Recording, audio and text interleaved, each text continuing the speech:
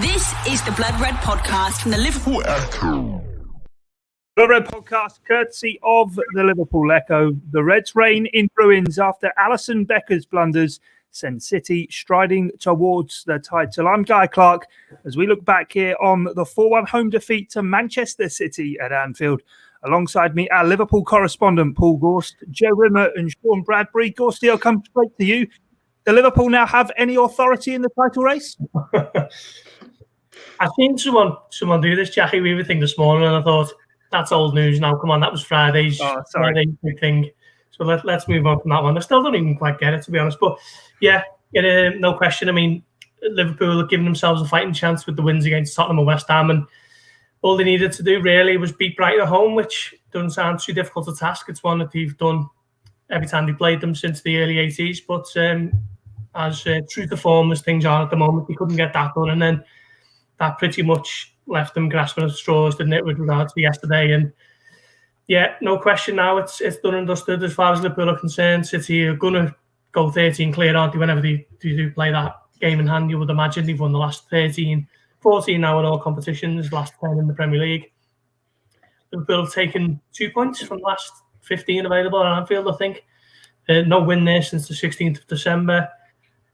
So however way you slice it, Liverpool aren't going to be winning the Premier League title. So now it's just about the top four, which was something that Klopp kind of admitted a couple of weeks back himself. And that's always been the primary focus in terms of he knows what he's going to be able to work with in terms of money and players that he can attract in the summer once that is secured. So I just think it's imperative that Liverpool make sure they're in that top four in May, because once everyone's back fit and firing next season, then Liverpool have got just a good chance of City winning the league. But they just need to make sure while people are out injured that they finish in the top four to give themselves the best chance of doing that again next season. Yeah, no, certainly we've got no fans at Anfield. The wretched home form, Sean. Alisson Becker doing a Loris Karius impression, the title race being over. Where do you want to start? Well, do I get the choice of where to start? Well, yeah, I guess, I mean, just to pick up on what Gorsty was saying about the title, I think it is without a doubt gone. It is now a battle for the top four and hopefully being able to salvage something from the season in terms of kicking on in the Champions League, which I do wonder whether just the fact that it's two legs, that it's something very different, that hopefully a different narrative can enter the dressing room and Klopp can kind of prepare them in a different way, whether that might almost be a bit of a welcome distraction from the toils that have held Liverpool back in the league. But yeah, I think the title's gone. But like Ghosty was saying, I don't think really that yesterday was.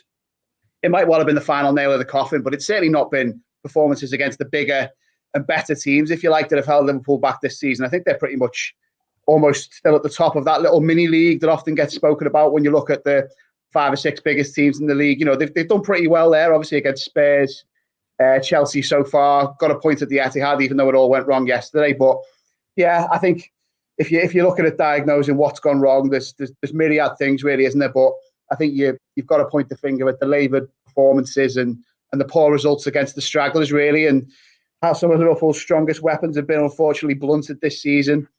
And I think it was that period of games over Christmas and into January where teams with a very similar game plan, and I think teams with a particular advantage this season, which weakened Liverpool in the sense of less energy on the pitch from both teams, less pressing. Liverpool's greatest playmaker obviously was redundant. So yeah, it's all spelled up into something that means Liverpool aren't really competing for the title now. I think if they beat City, at least it would have showed other teams that City can still be beaten. But they're just looking imperious, don't they? I don't see this run ending anytime soon. But yeah, hopefully Klopp can kind of change that dynamic a little bit, try and take the pressure off in the league and forge on in the Champions League, hopefully. Yeah, Joe, it didn't really feel like a 4-1 game, did it? City had 5 shots on target. I think Alisson obviously making that save that fell to Gundogan for the opener, and City scored 4 goals. Was it really as bad as the scoreline suggests?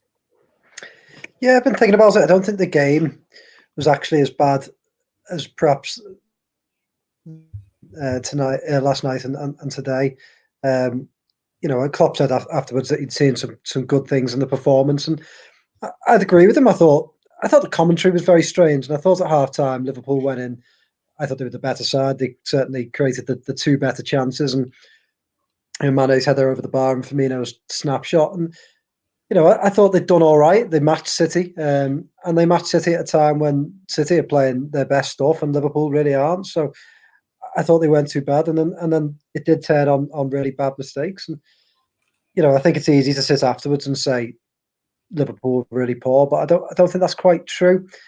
As Sean said, I think what's cost Liverpool is the performances against teams like Brighton, Newcastle, West Brom, Fulham. You look at all those games and, Liverpool got thrashed by City last season after they won the title at the Etihad.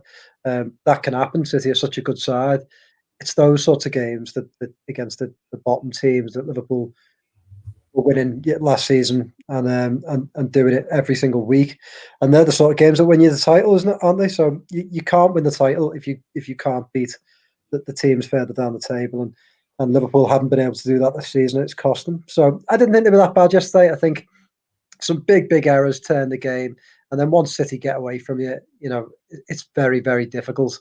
And Foden scored a really, really classy goal at the end. But, before those mistakes, it was pretty even. I think City's goal, their opener, came against the run of play a little bit. So I don't think they were that bad. And there's been some strange reactions today, like I'm sure we'll get into some of the reactions afterwards, but some of the pundit reactions, very, very strange. I didn't get half time. I didn't get the analysis from Carragher and Neville on commentary, just almost looking confused that Liverpool weren't quite as good as they have been, in recent seasons. And I kind of think, well, they've been obliterated by injuries, and it's easy to say that's an excuse, but it's a fact.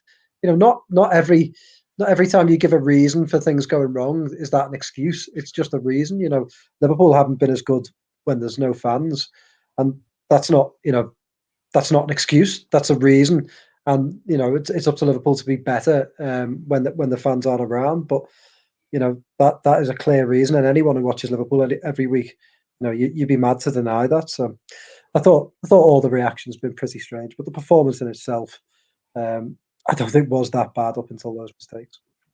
Yeah, we'll get on to the reaction shortly. Gorsty, let's touch on Alisson Becker. I think I saw a statistic floating around there on 60 games. Had he not sort of contributed any errors leading to goals, and then he comes up with 2 in one game, 2 in the space of 2 minutes. Was it just a 10-minute spell where everything went wrong for the Reds, or is it something deeper rooted? I don't think it's anything deeper rooted with regards to Alisson. It was just a really strange few moments for him where he just seemed to be in a state of panic. I mean, there was the first one, wasn't there, where he gets away with it. Fabinho's clearance isn't great. It comes back to him. And then that is when the problem starts. And then from there on in, his head's just totally gone. And it's kind of out of character for a goalkeeper like him. I remember one mistake against Leicester in his first season, and that was maybe due to overconfidence. But since then, nothing really major. But these were 2 glaring, unavoidable errors within 5 minutes of each other, 5 or 6 minutes, and completely avoidable. And I felt for Liverpool, really, as a team, because as Joe says, I thought they played quite well, given the problems that they've had, the well-documented problems that we've all spoken about. They were still matching City, and given that they just got back into it with Salah's penalty, it looked like they could have went on and really forced the issue and given themselves a shot in the arm. So I think they were undone by 2 massive goalkeeper mistakes. And a couple of mates of mine were having an argument in a WhatsApp group yesterday. One was saying that it's unlucky, and another one who's an Everton fan was saying it wasn't. It was just really terrible goalkeeping, which I can kind of see both sides. I mean, it was unlucky from the point that a goalkeeper of Alisson's calibre, as you say there, he doesn't make too many of those mistakes. So from a kind of analytics point of view, for him to make 2 of those in the same game is probably quite a small percentage, I would have guessed. But then on the other hand, it was just really poor goalkeeping. So he's got to take his medicine on this for the next few weeks and months, and he'll move on. He's still a world-class goalkeeper, and a couple of mistakes doesn't really take the shine off that. But I mean, you can't really avoid it that Liverpool were beaten because of those 2 massive errors. Yeah, if I'd done it in the Echo 11-a-side team, I wouldn't be able to show my face to Sam Carroll. But anyway, let's move on and talk about the defence then. Sean, is this game the line in the sand as to midfielders not playing at centre-half, or not least 2 of them together? There are now 2 new centre-backs in the building, of course.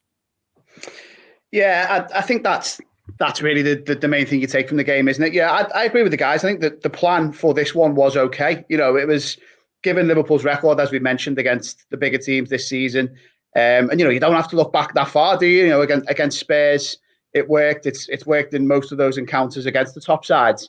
I was having a debate, like Gorst was saying, in the WhatsApp groups pre-match. I had one mate particularly who was saying they need to repair the midfield now. That needs to be the priority ahead of City. You know, get Henderson back in there, maybe even think about getting Firmino back in there. But yeah, I just thought, and I understand that, is it worth the compromise anymore? And I certainly think going forward now you've got this dangerous game against City out the way, which unfortunately didn't go right. You've got a bit more time, haven't you, to get Kabak and get Davies up to speed and training as far as you possibly can. You know, Leicester's a big game. The Champions League games are big coming up. There's a derby as well, but none of these are City. None of these are a team that's running away at the top of the table and are scoring goals for fun. And I find it pretty easy not to concede many as well. But for this one, yeah, I just thought it was maybe a little bit too soon to kind of release the shackles, and it would have been a risk throwing the new lads in at this stage, and it also might have been a risk moving the guys who've been playing at the back into midfield. Certainly in the case of Fabinho, I mean, I imagine he probably hasn't trained as a midfielder for quite a long time. Henderson, obviously, we have seen him in midfield this season, but again, he's been filling it at the back quite a bit. But now, yeah, I just think it's got to be done, hasn't it? The midfield needs repair. I think Thiago has struggled a fair bit, partly because he's been parachuted into this patched up team and just kind of asked to get on with it. And at times you've seen flashes of his quality, but I think he needs a bit of support in there. Always think back to when Fabinho signed, and for a little spell as he was bedding in, you know, Liverpool went 4-2-3-1. They got someone there alongside him. I wonder if that's something that would help Thiago and Liverpool could look to do. But even if there's a chance to see a midfield of Fabinho, Henderson and Thiago, I think that it could just give Liverpool a really big lift. It would repair the whole right-hand side and get Henderson, Trent and Salah linking up again.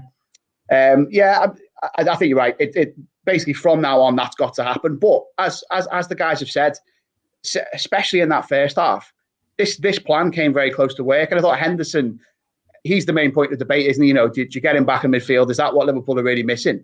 But he was doing a passable impression of Van Dijk, I thought, and some of his long balls, the big diagonals, were finding Trent and bringing him into the game in a different way than he would do from midfield, and were sparking some of Liverpool's most dangerous moments. So, yeah, I think, you know, the reason for this defeat, you know, it's very, very rare that we'd be pointing the finger at Alisson, but it was those two inexplicable errors and City's excellence in taking advantage of them. But yeah, there's a full week now to try and change it up, and from here on in, I think he needs to repair the midfield as the first priority. Yeah, final point on the City game, Joe. I think Sean's bang on there, isn't he, about the new guys. I remember last week when we were recording and you said, well, regardless of the new defenders arriving now, the damage has seemingly already been done. And I suppose the script was written, really. You weren't going to throw Kabak or Davies into a game of this magnitude and maybe damage them going further forward. He went with the players who have been playing there. And I suppose that even gave an opportunity for Curtis Jones in midfield, who was definitely Liverpool's bright spark on the day. Yeah, I thought Curtis Jones was Liverpool's best player. And, you know, I think he's someone you can't ignore. You talk about the midfield there. You know, to me, Curtis Jones needs to be starting at the moment. I think he's had a fantastic season. And yesterday, I think he showed desire, willingness to get forward, willingness to take chances, and just a bit of youthful enthusiasm when Liverpool looked bereft of confidence at times, especially when City scored their first goal. I think Liverpool had done well in the first half, and then that sort of hit them like a hammer. And Jones just took the fight to them a little bit, and I like that about him. You know, I think whereas others you could see sort of looked as if like, oh, here we go again. City have scored here. Jones just picked the ball up and wanted to try and pull it back. He had a couple of shots, one that deflected wide the goal, didn't he? And, you know, I thought he played really well. I'd like to see him in the midfield more often. I think I would take Thiago out the firing line just for a little bit and give him a break. I think he does look tired. And perhaps just struggling with the expectation on him a little bit. Let's not forget about Thiago, that this is a player who came in against Chelsea, or albeit against 10 men. Chelsea played very, very well. And then the Merseyside derby, you know, one of the most difficult games you can be thrown into for your first start, was absolutely outstanding. You know, one of Liverpool's best players, and then came off the bench against Newcastle and was excellent. So I'm not too worried about him not playing well recently, because I think that just follows the trend of the entire team. But I do think he needs a break. And I think, I agree with Sean. I would try and get Kabak in now. He looks the more likely of the two to come in. And I'd try and get Henderson into midfield. I just think he misses energy. I think the one thing this midfield needs in Liverpool is energy, because it covers the pitch and it covers for the fullbacks and it allows them to get forward. And I think at the moment, Wijnaldum's played about 500 games this season. Thiago looks knackered, and then you put a lot of responsibility on Jones. So, I'd like to see a midfield in the next game of Henderson, Wijnaldum, and Jones, and just try and get a bit of energy back into midfield, because I think that's what they're really lacking at the moment. But I do think Sean's right. I thought early doors, I thought some of the fullbacks, the way they played crossfield passes to each other, that was the Liverpool of old. Moving it quickly and shifting City, and it was creating spaces for them to cross the ball and to get better deliveries into the box. But they just didn't do enough of it, and it sort of petered away in the second half. But we could be having a different conversation about the defence had Alisson not made those mistakes. It's difficult, isn't it?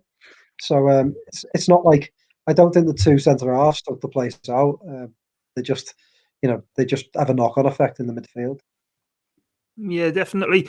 I might be being a bit harsh here, Gorsty, but obviously there's been those injuries, certainly at the heart of defence, which has fundamentally sort of damaged the structure of the Liverpool side. But are there senior players elsewhere on the pitch who need to maybe have taken more responsibility through the course of this season where the title bid has failed? I think sort of Trent Alexander-Arnold beaten a couple of times by Sterling, got the warning, the penalty that went over the bar, but then beaten again for the opener. Robertson likewise with Foden's goal at the end. And Sadio Mane seemed to have a couple of chances and didn't really take them either. Yeah, I think it's a fair point. I just think, like Joe says, though, it's just such a knock-on effect, isn't it, where you're moving your two central midfielders back to centre-back, and then that means that you've got to play virtually every midfielder that you've got every game. And I think Thiago has looked a bit laboured, and Wijnaldum could probably do with a bit of a rest, but they're not really able to do it because Milner has been leggy at times. And Curtis Jones is probably the only one of late who's really come out of the last week or so with credit. I mean, for me, I couldn't believe that he was on the bench for so long. I couldn't believe he wasn't starting against Brighton, and the fact that he didn't get on.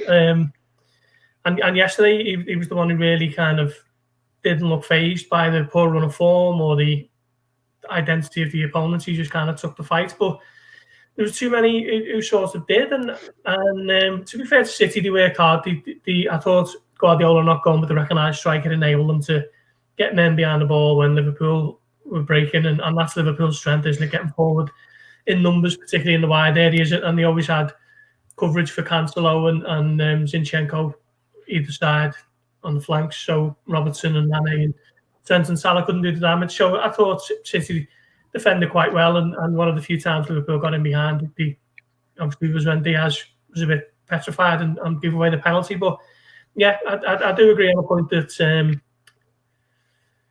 for too often the big names haven't kind of stood up and been counted when they really needed to. And for me, Roberto Firmino was just going.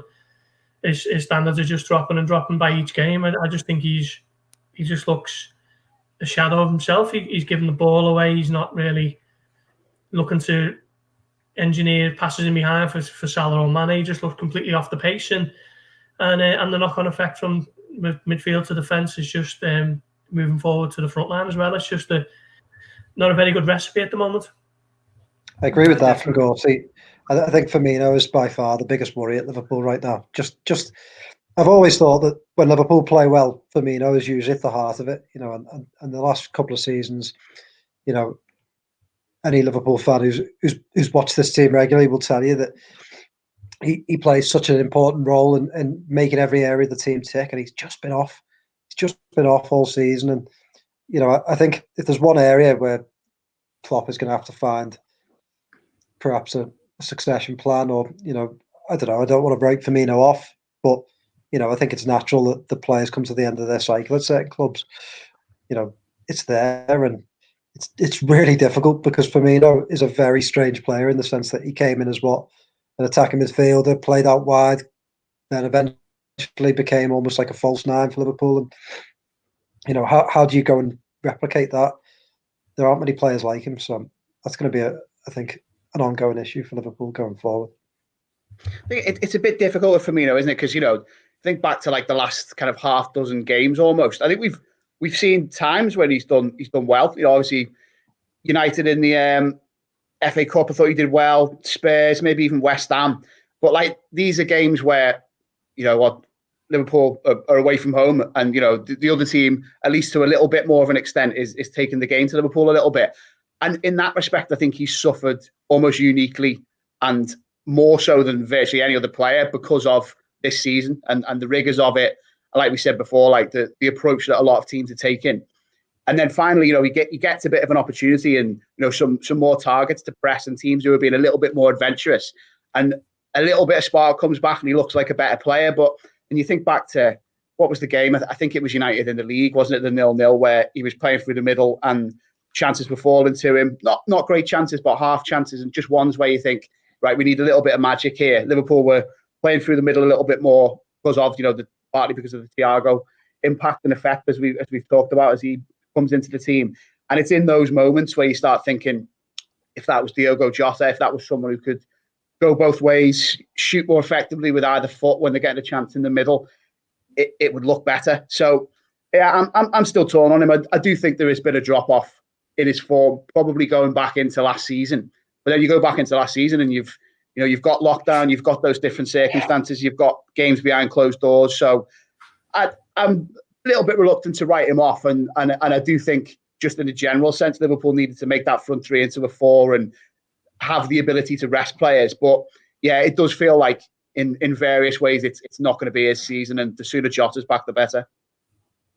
Definitely. We'll get on to the succession planning and how Liverpool get back to where they want to be towards the back end of the pod. But before that, I want to talk, Gorsty, about the impact of the home supporters. Last year, Liverpool won the Premier League by 18 points. And I've done a bit of digging. I saw it on Match of the Day, and it made me curious that since the pandemic, Liverpool are now averaging a point fewer per game at Anfield as to what they were before the season. So working that out over the course of a campaign, Liverpool would be set to drop 19 points at home this season. I say they won the league title by 18 points last year. So I suppose that difference of having the supporters and not having the supporters is sort of laid out in example there, given that Liverpool at the moment just seem to be completely misfiring at Anfield.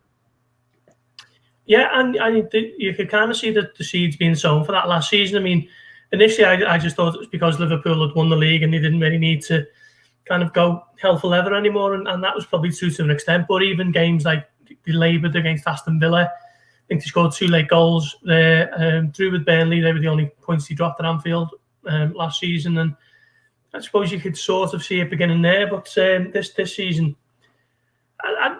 generally they've done quite well up until the West Brom game, and then since then it's just completely fell off a cliff, hasn't it? I think they've taken 2 points from the last 15 available at Anfield. Draws with Manchester United, which is not a fantastic result, but it's not a disaster. But then should be beating West Brom, particularly when you go a goal up so early, and then defeats to Brighton and Burnley were unthinkable, weren't they? If you'd have said that before Christmas, that Liverpool's home record is going to go against Burnley and then they're going to get beaten the very next game against Brighton, you'd have laughed. And then obviously yesterday was another tough one to take. So yeah, it's an interesting one, and Guardiola said it himself, didn't he? He made no bones about it, saying that playing at Anfield without fans is a hell of a lot easier, and Manchester City's 18-year wait for winning Anfield is over, but there's a bit of an asterisk next to that. Ever so determined to put asterisks next to everything over the last couple of seasons. That's certainly one that will have one. So we'll see if City can repeat the trick when 54,000 people are back at Anfield, hopefully next season. That fear factor needs to return sooner rather than later before then. But at the moment, you just can't see where it's going to come from, if I'm honest. It's an easy thing Joe, to say, isn't it? Oh, the fans aren't there and Liverpool are missing them. But even sort of going back to last season, we've referenced enough times the 14 games that Liverpool won by the odd goal last season. 6 of those were at Anfield. And crucially, the wins against Leicester, Tottenham and even West Ham last year were games that were all won with goals in the final 15 minutes of games at Anfield as well. And Guardiola referenced it, didn't he? He said after Salah scores that penalty, Anfield would be erupting. And all of a sudden we could have a very, very different game on our hands. Absolutely. I mean, let's be fair. Since Klopp came in, one of the best things he did at Liverpool was sort of synchronise and unite the fans and the players, and use that almost as a weapon in Liverpool's arsenal. I mean, I've seen a lot of people, last night and this morning say, "Oh, it's an excuse." Liverpool should be able to cope, and yes, they should be able to cope. I'm not saying they're still a very good football team, but if you take away the fans, it does make a massive difference. Let's face it. There's no Barcelona. Liverpool don't come back and beat Barcelona 4-0 2 years ago without Anfield. You play that behind closed doors. It's a different game, and that's not disrespectful to the players. It's just that this is a team that almost plays on emotion, and some teams are different. I think City, and I always remember the Arsenal teams of Wenger were quite different in their style. Perhaps a little more calculated and a little more cold in their style, and that's fine. It's a good style. It works well for them, and it has its benefits. But I think Liverpool, just like perhaps United were, the great United teams of the past, the teams that almost played off the crowd, the fear factor of knowing, almost teams knowing that they might concede in the last 5-10 minutes.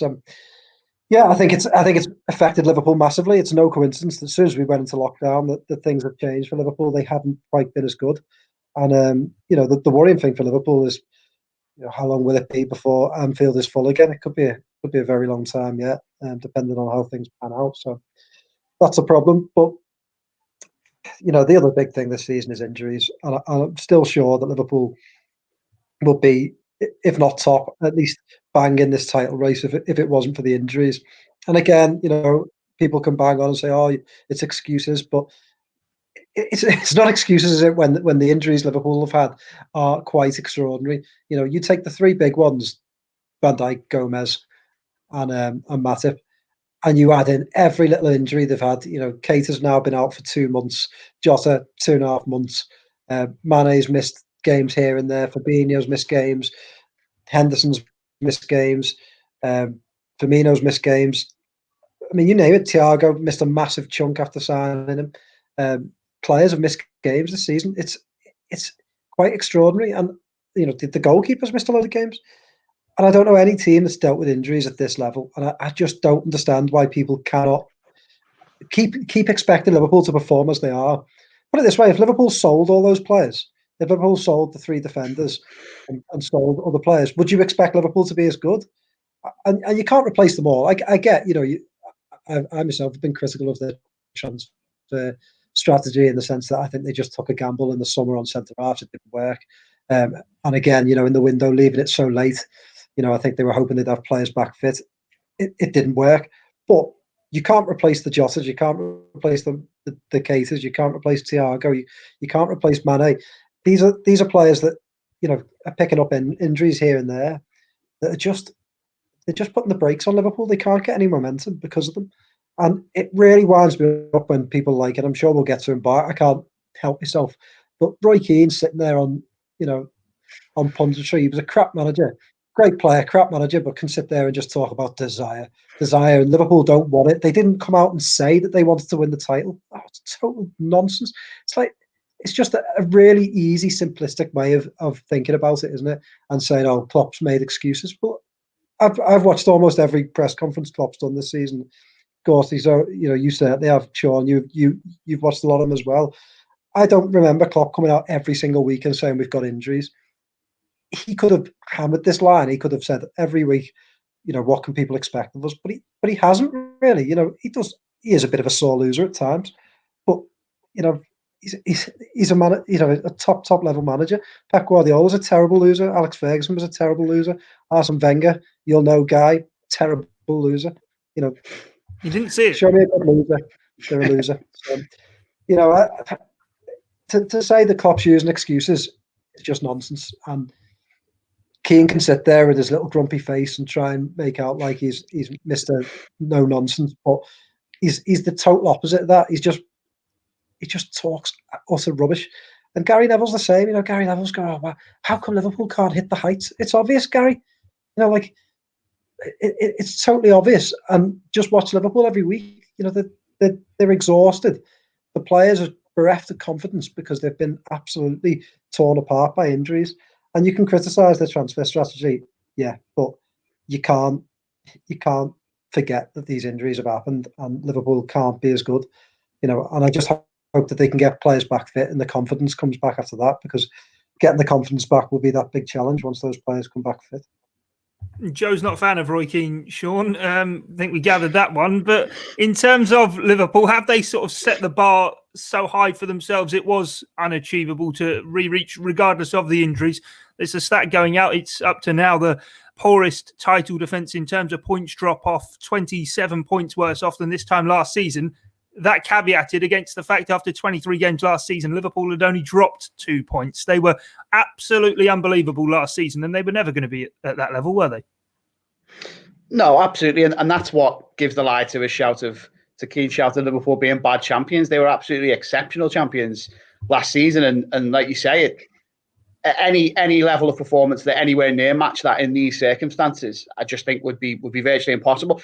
Just on Keane, first of all, I quite like him, to be honest. I think he's quite an interesting part of the punditry mix. But like the guys have said, I think you get invective, you get hyperbole, you don't get much kind of nuanced analysis from it. And with all this, I think he's tied himself in knots and given quite a two-dimensional take on it, really, because you know we've all watched the punditry that he does. We've done a fair few stories on about him on the Echo too, because you know people do take an interest in what he said. But I'm pretty sure I'm right in saying up to the middle of January, he was still saying that he thought Liverpool were the ones to beat for the title. So if he's saying that, then it all sounds like a bit of revisionism and you know hindsight kind of operating now, really, for him to be saying they're bad champions and the seeds have been sown for quite a while. And you know, he was drawing parallels, wasn't he, with the Villa performance and saying, well, Van Dijk was there for that one.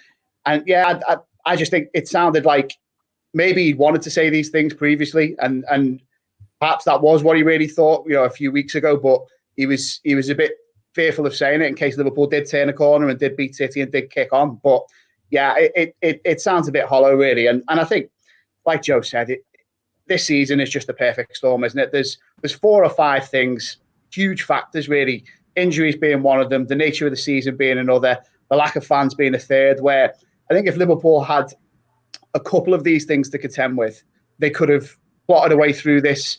And you know, let's be honest, they were pretty close to doing so. I think, you know, a couple of those games over Christmas and into New Year came down to fairly fine margins. You know, if Origi puts his chance away against Burnley or whatever, or, you know, Alisson doesn't make these errors, you know, we're only talking 24 hours ago and it puts a different complexion on things. But yeah, you know, the fans as well, I know you guys have already touched on it, but I think we've kind of seen all sides of that with Liverpool. I know you can obviously make the case that every team misses their fans. You know, think of a team like Sheffield United. I think they've massively missed them as well, and some of the newly promoted temes. But I think it was no coincidence. Okay. Sorry, Sean. Maybe they're the exception. No. but yeah, I think it was no coincidence that it was the away games that got Liverpool out of their slump, because, you know, everyone's missing that fan factor, aren't they? You know, pretty much, I think I'm right in saying that in elite football, like, home games are won around 50% of the time. That's certainly not been the case over the last season or so, and all during the lockdown period. But yeah, I think Liverpool have missed that rocket the fans give their own players, the intimidation they put on the away players. I think just getting tired legs over the line as well over this really stodgy period. And you know, Liverpool did have a little bit of it, didn't they, in early December? It was at that Wolves game, and I think that there was a big lift there. I think you could say the same for the Spurs game. So yeah, I think it's a perfect storm, and analysis that tries to boil it down to one factor or doesn't even offer any is missing the point, really. I agree with what's been said, actually, on the Roy Keane factor. I just think Sky keep him around just for when Manchester United stumble. They can get a little 2-minute clip that they can put out on YouTube and Twitter of him fuming because it's funny, isn't it? It's like Arsenal fan TV, and I know loads of supporters who don't follow Arsenal go to that when Arsenal lose because they like to see the passion and the humour that becomes from people when you're kicking off. I mean, that's what you get in Keane when he's making, you know, wither and put downs to David De Gea and whatever else, and it might be funny to watch, and some of the sound bites are a bit near to the bone. But as an actual analyst, he's not offering much, is he? You know, he shows your medals, and you can't really question the fact that he's won 7 Premier League titles. So he should, in theory, be more than qualified than anyone to sit in the chair and say, well, the midfielder's done this when he should have done that. But he doesn't. It's always he always questions the desire. He always questions the attitude, and there's no actual kind of in-depth look as to why a player might be struggling. You know, should he have gone with his left foot instead of his right? Has he let it run across his body? Should he have got the tackle in earlier? There's not a kind of technical analysis that you'd expect of one of the best midfielders of the Premier League era. It's all about passion and all that kind of stuff. And I honestly just think they keep him around for when United stumble, and they can stick him off for 2 minutes on YouTube and kick him off. Yeah, it's the same with him and Neville, really.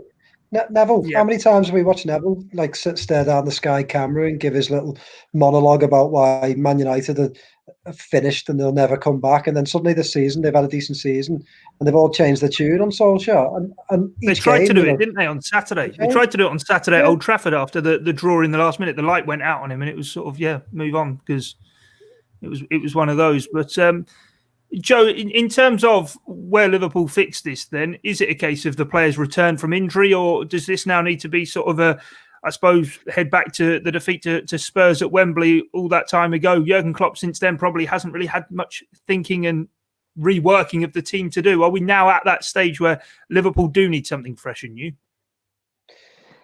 I think so. Yeah, I think that there does need to be a bit of freshness into the squad, and they'll deal with that in the summer. And I think, the area. I think Doyley said it for a long time. He didn't expect the front three to stay together quite this long, and I think that's an area where you might want to freshen up. It's hard to say. My only worry now is that this season's done a bit of damage in terms of mindset and in terms of confidence. And even though, I think that there are mitigating circumstances, that could be in the players' minds, and they could look back at some of these defeats and not quite believe in themselves anymore. I think the reason they went and won the league is because in 2 seasons they built up that momentum and that belief. And clearly the 2019 season, when they finished so close to City, made them realise we can go out and win any game, and they went and did that in almost every game the following season. So my worry is that there'll be a hangover to this. And you hope that once they get the players back, and someone as strong as like a Van Dijk will make sure that doesn't happen. But I do think there's going to need some freshening up. I think he started trying to do that by bringing in Thiago, by bringing in Jota, and I do think they need to start freshening up some of the backing cast as well. I think Shaqiri was a really clever signing when they bought him a few years ago, but you can see where he probably needs to move on now, and they need to bring someone else in.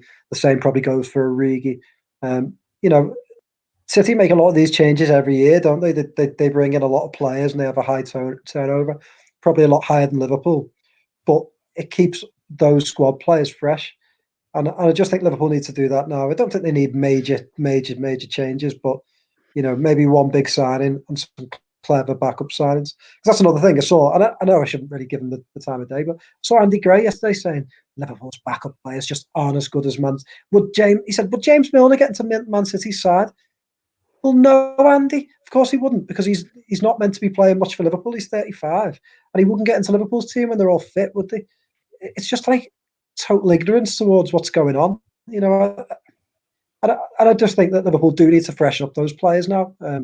They've been really good servants. James Milner's another one, really, really good servant. But you just start needing some different options off the bench. Curtis Jones has emerged as one in the last 18 months.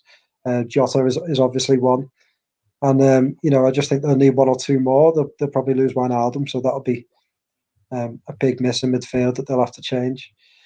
But yeah, but I think others will be okay. And you're not going to change the fullbacks, are you? You're not going to change when Van Dijk's fit. You're not going to change him.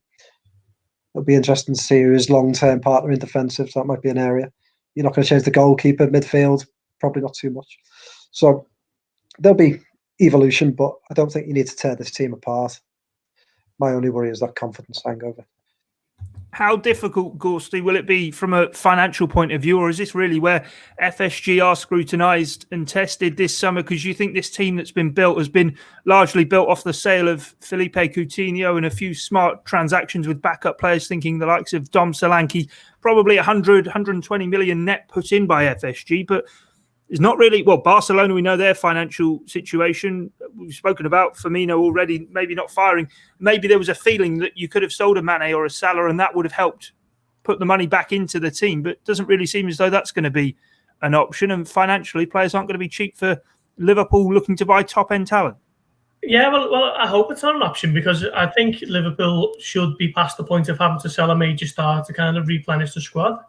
We all know the FSG operated with a specific financial model, and for what are we on now, coming up to 11 years, it's served them well, hasn't it? Particularly over the last 3 or 4, certainly. But there's no getting away from it. January was a bit of a missed opportunity for them. This was a chance for them to steer away a little bit from that policy when needs were an absolute must, and they should have been holding up, press conferences for new signings on the 1st of January, a New Year's Day press conference, if you like, for the new defenders who were coming in. But instead we wait until the 1st of February, and it's a player from the Championship. It's a young guy who's coming on loan as a bit of a try as you buy deal, and people at the club are actually referring to the Kabak deal as a try before you buy, if you like. So certainly some apprehension there, maybe a little bit more than they're letting on. But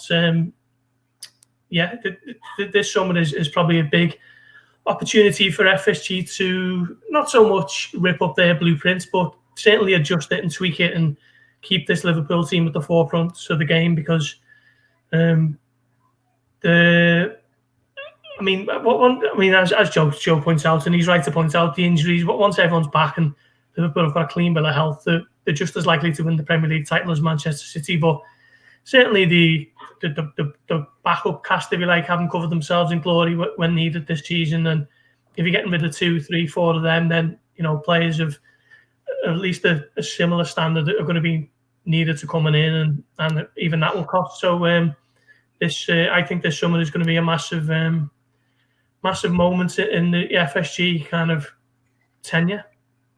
Yeah, I suppose, Sean, has this last 11 months sort of been the culmination of a perfect storm? What was it, Bournemouth in the Premier League, the last home game with fans there? I think I'm right in saying that was the 7th of March last year. So we just passed 11 months of that, but no fans obviously there to celebrate the title win. No fans now. We've already spoken about the impact that's having now on games of helping Liverpool get over the line, the injuries, and now the financial situation as it is for Liverpool, when it's clear now to see that they probably are in need of bringing in some big players.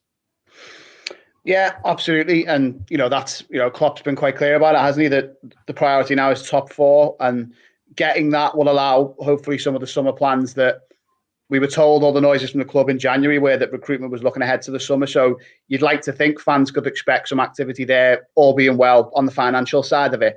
Well, yeah, I just think, like, in terms of more immediate fixes before we get there, because I think speculating about the summer is so uncertain, really, because do you know what kind of condition the likes of Van Dijk and Gomez are going to come back in? You hope Van Dijk hasn't really had many serious injuries at all, has he, through his career? You hope he heals well and comes back still a top player. Same for Gomez, who has done that already, hasn't he, with some fairly serious injuries. But there's issues there. But then on the other side of that, I think Thiago and Jota, you could expect them to be, whether you could say better players, but certainly players more accustomed to the rhythms and routines of being a Liverpool player by the time you come to next term. You might have potentially Harvey Elliott coming back as a Liverpool player. So there's a lot to look forward to there. But yeah, I just think, like you said, Guy, you've got to see it in that longer and kind of wider context. And there've been so many battles to contend with at Liverpool this season so far, in terms of just, getting players fit, like almost assessing the squad day by day, game by game, who's going to be ready, if those players played before, what's their load and their kind of minutes so far. I think, it goes beyond that too, doesn't it? I mean, that Klopp was talking about transfer discussions that were happening daily through December and into January. And, I don't necessarily for 1 minute think there was proper arguments behind the scenes, really, because, Klopp and FSG certainly outwardly always seem to see quite eye to eye, and him and Edwards have a very close working relationship. But it must have been difficult, wasn't it, to settle on that strategy? And I think the very fact that it was left quite late spoke volumes, really, a little bit, didn't it? That planning wasn't ideal, should we say, at the very least. But yeah, I just think now they've got to be as flexible as they can be. He's got to reconstitute that midfield, trust his defenders, and just try to do things a little bit differently, really. I think I've seen a lot of people talk about when Dortmund fell into that prolonged slump. And it almost seems like Klopp doubled down on his methods there a little bit and just trusted what he knew had always worked. And obviously it didn't quite work out for him, but the underlying numbers behind those performances were seen as positive. And that's a big thing, isn't it, that Liverpool's recruitment team picked up on and swooped in to get him. But I think this season is so different that I'd quite like to, in the short term, see a bit more flexibility from them. You know, you think back to City away, they had that 4-2-3-1 shape and just threw something a little bit different out there at Man City. Even more recently, West Ham, it was a diamond, it was a bit different. So yeah, I think the summer's going to be huge, but there's a hell of a lot to be determined between now and then. And I think a bit more flexibility, a bit more element of surprise could hopefully get Liverpool over the line and into that top four. Yeah, certainly. And just final point, Joe, all isn't lost this season. Still a Champions League knockout phase to come.